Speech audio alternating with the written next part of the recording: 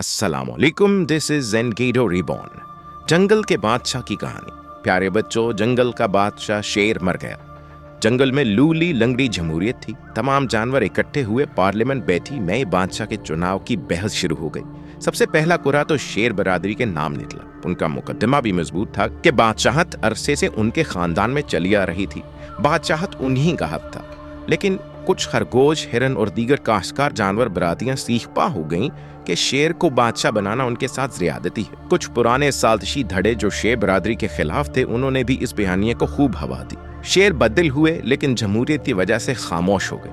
अगला मजबूत मुकदमा हाथी बरादरी का था। डील डोल जुसामत के एतबार से हाथी भी मजबूत उम्मीदवार थे। जब उन पर बहस शुरू हुई तो तरह तरह के एतराज़ात सामने आए।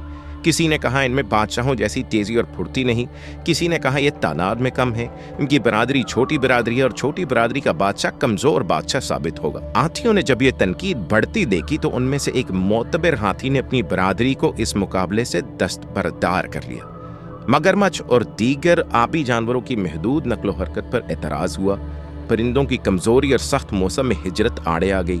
गेंदे बद्दू करार पाए, हिरन, खरगोश और बारहसिंगे कमजोर जानवर करार पाए। उल्लुओं की मीन की तरतीब उनकी राह में रुकावट बनी कि बादशाह सलामत सारा दिन सोए पड़े रहेंगे। बंदरों की गैर संजीदा हरकतें उन्हें इस ओहदे के शायाने शान न बना सकीं। गधा, घोड़ा, जेबरा बरादरी की बारी आई तो ये आपस में इस कदर उलझे कि दो लत्तियां जल रहीं। उनकी आवाजों ने पूरा जंगल सर पर उठा लिया। उनकी इस बेसब्री और मुंहजोरी ने उनके मुकदमे को कमजोर कर दिया। यानी किसी जानवर की रफ्तार आड़े आई तो किसी जानवर की खूनखार ना होना, किसी की वफादारी पर शक हुआ तो किसी की निहायत छोटी जसामत पर तनकीद। आखिर एक पुराने भले मानस से बनमानस ने एक तजवीज पेश की कि एक जानवर ऐसा है जो तेज रफ्तार शेर जितना तो नहीं, लेकिन अच्छा दौड़ता है, खूनखार भी है और जरूरत पड़ने पर चीर फाड़ भी कर सकता है। उसकी वफादारी तो दूर इंसानी बस्तियों में ज़रबुल मिसल है। बरादरी भी बड़ी है। ये किसी जिंदा जानवर की चीर फाड़ भी नहीं करते, हमेशा मरे हुए जानवर खाते हैं। तो क्यों ना किसी कुत्ते को बादशाह बना दिया जाए। बनमानस की इस तजवीज और कुत्तों की खूबियां बयान करने का असर पूरी पार्लियामेंट पर यह हुआ कि किसी को समझ ही ना आई कि वो कुत्ते पर कौन सा एतराज करे। बनमानस ने जो खूबियां बयान की थीं वो वाकई दुरुस्त थीं। हल्की फुल्की तनकीद हुई, लेकिन इस राय पर सबका इत्तेफाक नजर आया। यूं एक कुत्ते को जंगल का बादशाह चुन लिया गया। अब कुत्ता जंगल का बादशाह था। कुत्ते ने बादशाहत संभालते ही पूरा जंगल अपनी गिरफ्त में करना शुरू कर दिया।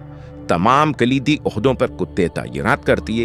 एतराज हुआ तो जवाब दिया, मैं जंगल का बादशाह हूं, मैं फैसला करूंगा कि कौन जंगल चलाने का अहल है और कौन नहीं। मुझे अपनी गिरफ्त कायम करने का मौका दिया जाए। बात मुनासिब ही, लेकिन कुत्ता अपने पंजे गाड़ता चला गया। जंगल की बैरूनी हुदूद से लेकर जंगल के तमाम वसाइल पर अहम ओहदों पर कुत्ते बराजमान हो गए। अब कुत्ते अपनी औकात से निकलना भी शुरू हो गए। ताकत का नशा ही ऐसा होता है। उनके गौल के गौल निकला करते, जिंदा जानवरों की चीर फाड़ किया करते।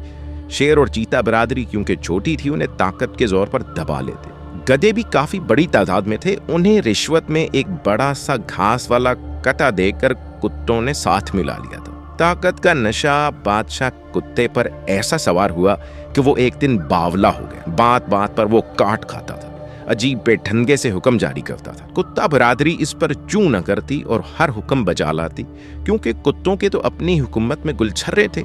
जंगल पूरा सरासीमा था कि कुत्ते को कैसे निकाला जाए। कुछ बुजुर्गों ने सर जोड़ा तो पता चला कि जंगल के आईन में ऐसी कोई शिक ही नहीं कि किसी बादशाह को कैसे ओहदे से हटाया जाता है, क्योंकि जमहूरियत से कबल तो शेर ही जंगल का बादशाह होता था।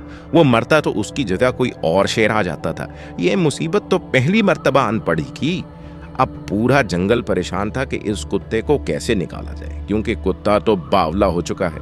प्यारे बच्चों, हर कहानी का एख्तिताम होता है, लेकिन कुछ कहानियों का एख्तिताम अभी आया नहीं होता।